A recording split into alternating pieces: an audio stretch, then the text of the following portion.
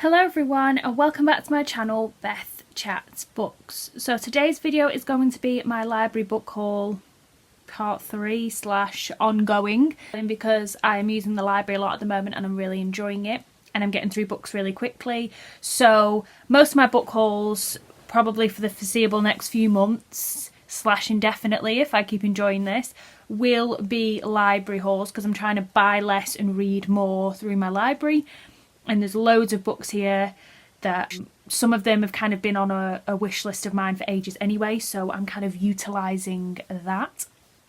So I've literally just got back from work, so that's why I'm in my comfies. That's why it looks a little bit creased, because this is one of my pyjamas. And I put a wash on and tidied up and just put my comfies on, so I didn't really think how I looked.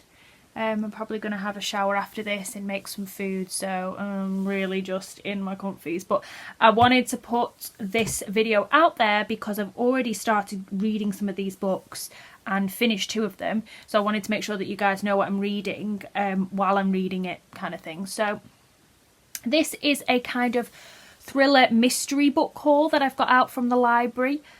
So these are all books that have kind of got a thriller-esque theme because I was kind of in the mood for that. So when I went to the library I just kind of picked some out and I've started with these ones. So I apologise for this light bit here. This is because my curtains are here in the bedroom at the moment, and at this time of day it's just a little bit bright, but I can't really do anything. This room is really not great for filming. I'm moving soon, so hopefully I will have a prettier bedroom where I can actually have a proper bookshelf and all these other things. So for a while I've been living at my dad's, but we're kind of moving out of this house and moving into a new one.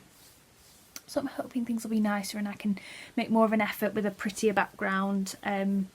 So yeah, but apologies for that. So let's get into it.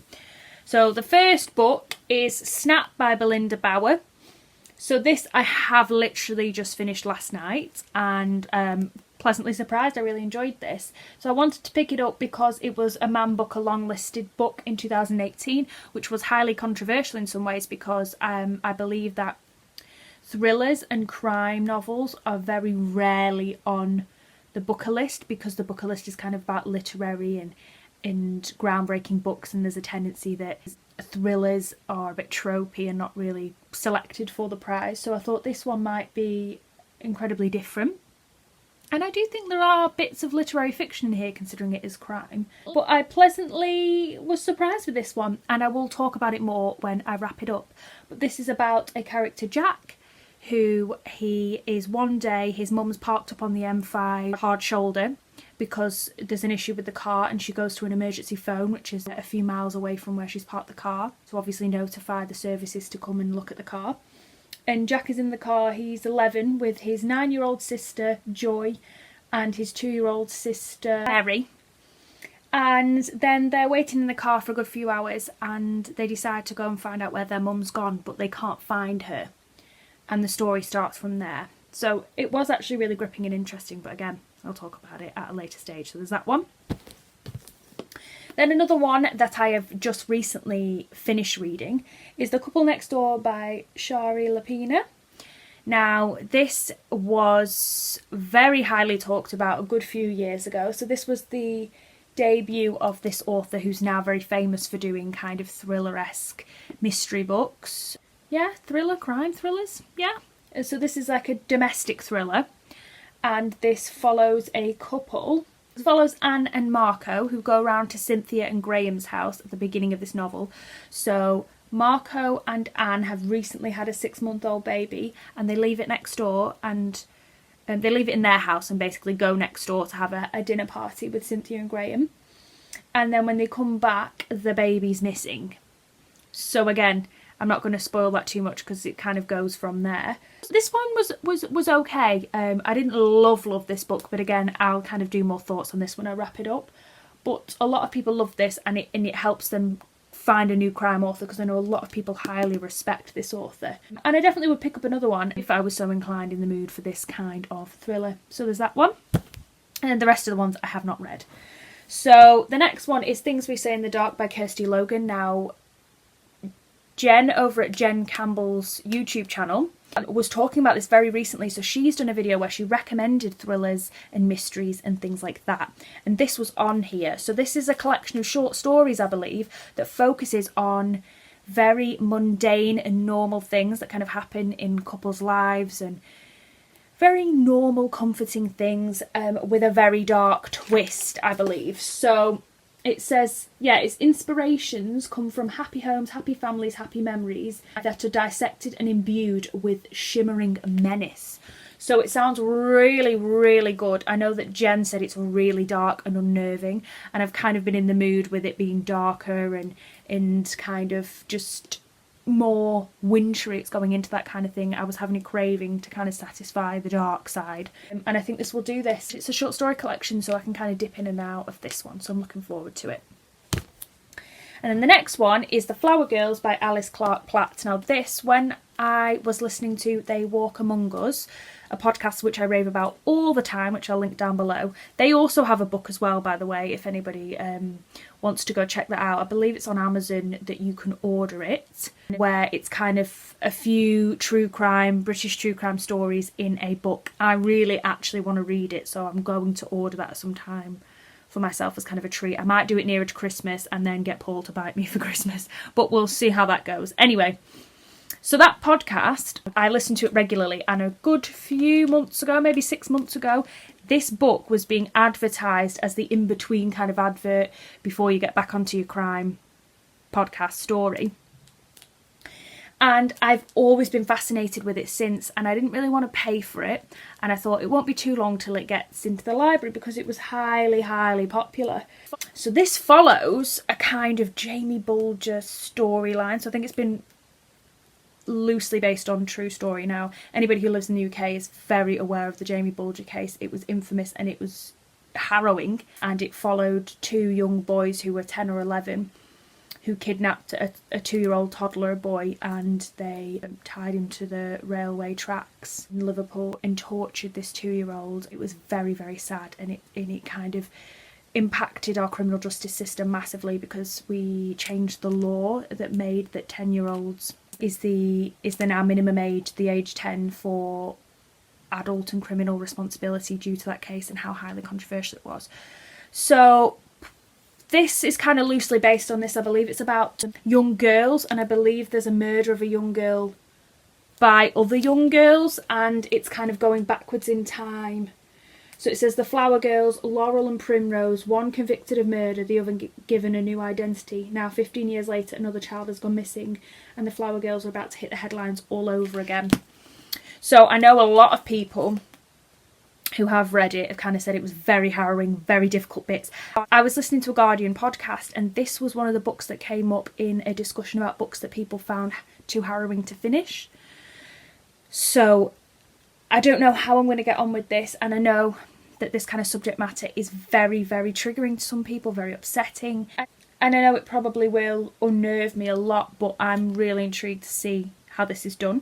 And I've also just noticed here that Will Dean, the author of Dark Pines, has put chilling, atmospheric and incredibly compelling, and that's a really good segue because that's another one of the books that I picked up. So I'll let you know how I get on with this one. Cue segue. So this is Dark Pines by Will Dean, which is another book I picked up. So this one has been on my radar for a while. A lot of people, I think Jen Campbell is one of them, or it could be Simon from Savage Reads. Somebody quite famous on BookTube has said that this is phenomenal, and I think this is really going to satisfy a craving because at the moment me and Paul are looking at going away in November, and kind of Iceland and cold places like that and Norway are places that we were looking at, and I really wanted a kind of Icelandic or a cold setting thriller because I know that they're huge and they're fantastic, and I've never really got into it. So I thought maybe this is the right kind of year to go into it. And this sounds fantastic because it kind of goes through different people's perspectives. So it says, see no evil, eyes missing, 2 bodies lie deep in the forest near a small Swedish town. Hear no evil, Tuva Mudson, a deaf reporter on a small-time local paper, is looking for the story that could make her career. Speak no evil, a web of secrets and an unsolved murder from 20 years ago. Can Tuva overcome her fears and track down the killer before she's hunted down? So I'm kind of like tick, tick, tick. It's a cold landscape. It's a murder. It's kind of reopening a crime. It's going to be dark and cold and chilling and harrowing, and I'm really in the mood for that at the moment, so I think it'll be amazing, so I'll let you guys know. But this is kind of like a crime classic at the moment. I'd say like a modern crime classic, which is definitely not a genre. I just totally made that up. But I think when people talk about modern crime stories, this is kind of one that I've seen by people who really like their crime as a must read. So there's that one. And then the next one I want to talk about is Sunburn by Laura Lippman. Now, this particular book, I keep seeing it in Waterstones. So every time I go to the library, I then pop into Waterstones because my bus is right outside Waterstones, and I love having a bit of a peruse because I think at the moment I'm trying not to buy any books, but Waterstones is really great for reminding you of books that are on your radar, books that are coming out. So I love having a browse because it kind of lets me pick up some blurbs and have a bit of a peruse and then keep my eye on it, because at the moment I'm trying as much as possible to get things from the library, to utilise it and use it. And even, I was saying the other day to Paul, just reserving a book at my library 75p, which is amazing because we've got loads of libraries in Lancashire, so as long as one of them has it, I can use the service, and it's better than paying £10, £8, however many, on a paperback. So I'm trying to do that. And also I've been really terrible with book space at the moment, so I'm not adding to my collection. Anywho, ramble. But this book kept coming up at Waterstones, so when I saw it in the library I thought, ooh, this is kind of a recent book, it's kind of relevant, it's had a bit of hype. Not so much in the booktube community, but kind of every bookshop I go, it's always there, standing out at the kind of shelves, the ones that you can peruse in Waterstones as soon as you go in. So I kind of thought, that's kind of relevant now. And it sounds quite interesting, so I'm going to read you the blurb. It says, they meet by chance in a local bar in a small town in Delaware. Polly is heading west. Adam says he's also passing through. Yet she stays, and so does he. Drawn to this mysterious redhead who unnerves and excites him, over the course of one hot summer they abandon themselves to a steamy affair, but each holds back something from the other, dangerous, even lethal secrets.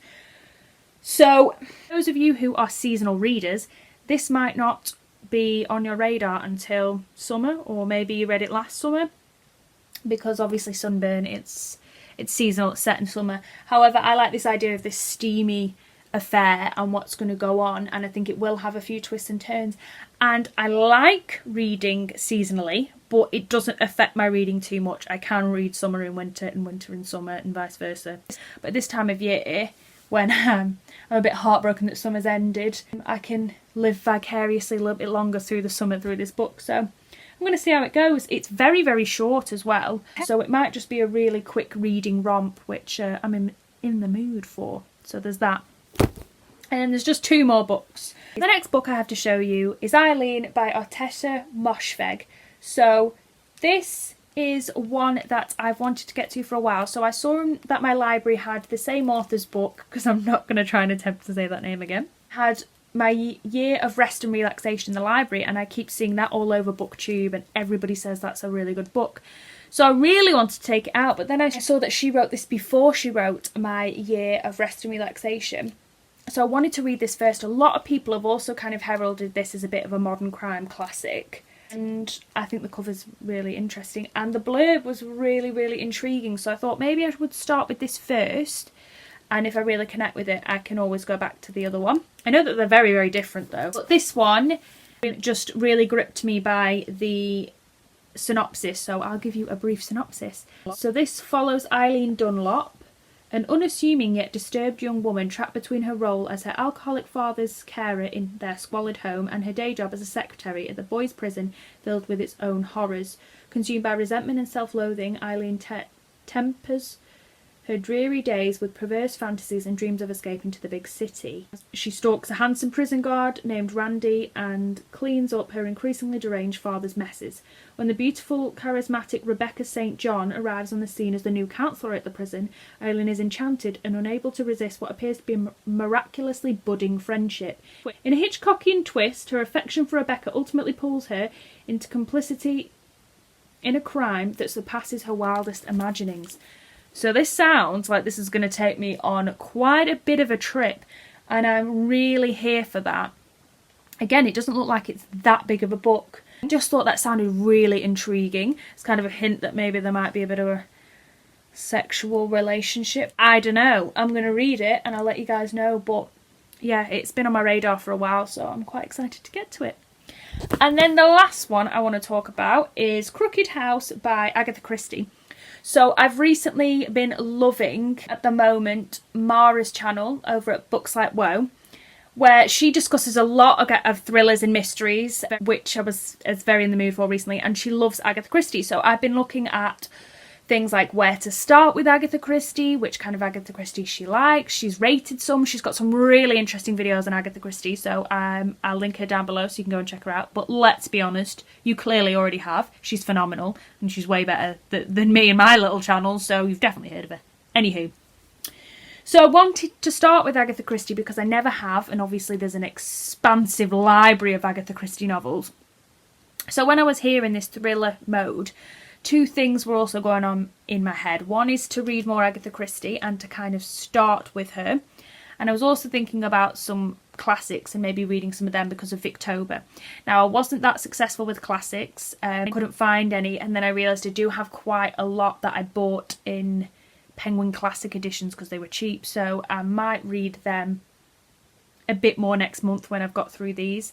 So I put that on hold and I said, right, I'll go and see what Agatha Christie they have. So they had a few others, but I picked this one up because the blurb says it's a standalone, and it did have a recent-ish adaptation. It says now a feature film adapted by Julian Fellows. So I don't know how recent that film was, but this was a standalone, and I thought maybe I could try a standalone to get into Agatha Christie because I really want to get into Poirot, especially because Mara at Books Like Woe said they're some of the best Agatha Christie's, and potentially get into Miss Marple. But I don't know where to start. I don't know which is the first Poirot book, which is the first Miss Marple book, and things like that. So if anybody can recommend me where's the very, very beginning to start with any of those, that would be amazing in the comments down below. But I might have to do a bit of research. So for now, I wanted to try something. And like I've said for the 8th millionth time, this is a standalone, or so I believe it to be. So I'm going to read you the blurb because I'd never heard of this Agatha Christie book, so I don't know a lot. So it says, the Leonides are one big happy family living in a sprawling ramshackle mansion. At least they were until the wealthy grandfather, Aristide, is murdered with a fatal injection of barbiturates. Suspicion naturally falls on the old man's young widow, 50 years his junior and suspected of having an illicit affair. While Scotland Yard struggles to find clues, the murderer has not anticipated the determination of Charles Hayward, fiancé of the millionaire's granddaughter, to solve the crime from the inside.